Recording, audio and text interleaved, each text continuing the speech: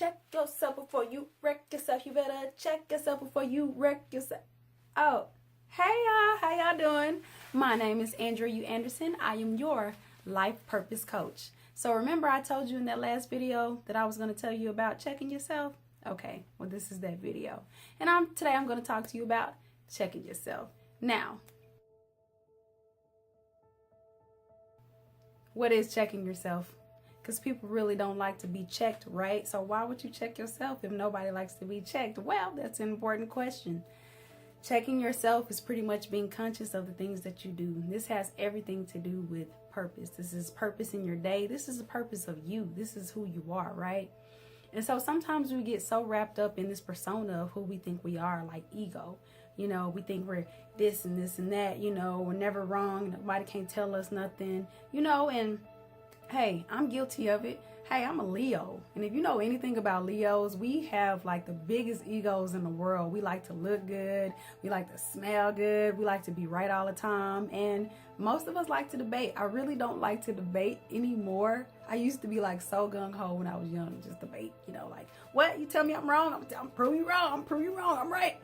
But it's not about that anymore. And that really came with maturity. I like to check myself all the time, because not to say that I don't get mad, not to say that I'm never wrong, because it's a lot of times that I'm wrong. It's a lot of times that I just go into emotion or ego and I just want to be right. But at the same time, I have to check myself, and I had to learn how to do that. And today I'm going to tell you how I did that. Now, there were a lot of things in my life that actually happened that made me really look at myself. And for one, you know, I always talk about my divorce because that was like a pivotal moment in my life. And I know all of us have things that actually happened to us that made us change, that did something to us, that brought us into another stage of maturity. And for me, that was one of them, going through that divorce. So when I got out of that, I felt like I was damaged goods. I mean, when I was in the marriage, I was always talked to bad. I wasn't good enough. I was blamed for everything. So when I got out of it, I felt like I was nothing. And the guy that I'm with now, he helped me to see myself, because I was like self-destructive. I felt like I was damaged goods. I felt like I was not good enough for anybody. You know, I wanted to be by myself. I loved him. I fell in love with him. But at the same time, I was pushing him away.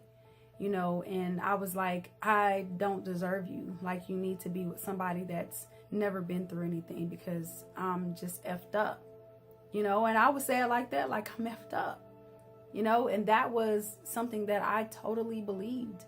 I believed that I wasn't good enough, you know. And that's a story that I was telling myself, but that'll be in another video. But we have to realize that everything that we tell ourselves is not true. And I believed so much in that I lived by that. That was like ego. That was everything, you know. And I fell back on that every time, because I was like, well, you know, I have a reason for acting this way. I have a reason for being this way. And he was like, when you act like that, how do you think that makes me feel? When you push me away, how do you think that makes me feel? Like, it makes me want to cry right now, because it was another pivotal point in my life to where I was hurting somebody that I love so much because I didn't check myself. You know what I'm saying? And sometimes we have to do that. Sometimes we say things to hurt other people. Sometimes we do things to hurt other people because of our egos, or we feel like we're so right. And sometimes we don't look at the other person and their journey. We don't walk in their footsteps. We don't walk in their shoes. We don't see what they're going through. We don't even try to understand, because we're so hurt. We're so in our emotions about everything. And that's where I was. I was so in my emotions about everything that what he was going through didn't matter. You know what I'm saying? How he felt, it didn't matter, because I was so concerned about me and what I went through. You don't know my pain. You don't know what I've been through, right? You know what I'm saying?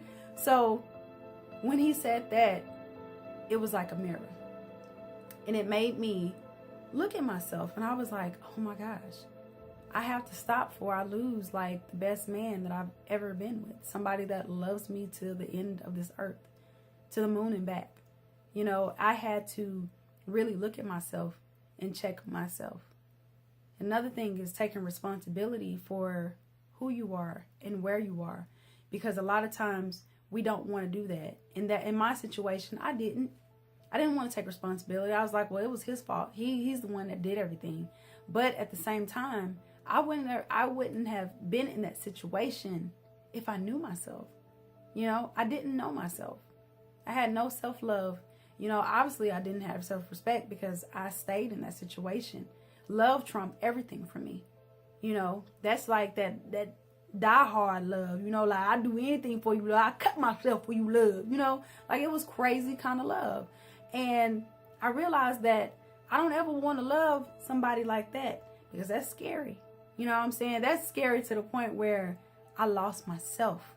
So I took responsibility for losing myself. Therefore, I'm not going to go back into that egotistical kind of behavior because it wasn't good for me. It wasn't good for me, and it wasn't good for my relationship.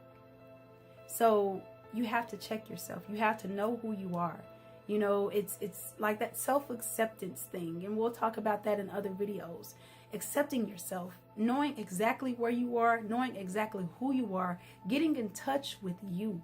Because I had to get in touch with Andrea. If I didn't, I wouldn't be able to tell you this. So always remember to be aware of who you are, to be aware of what you're doing, to always respect yourself, to always know that ego doesn't trump you. Always. So until next time, this is me. This is who I am. And I'll see you next time. It's your time. It's your now. So live.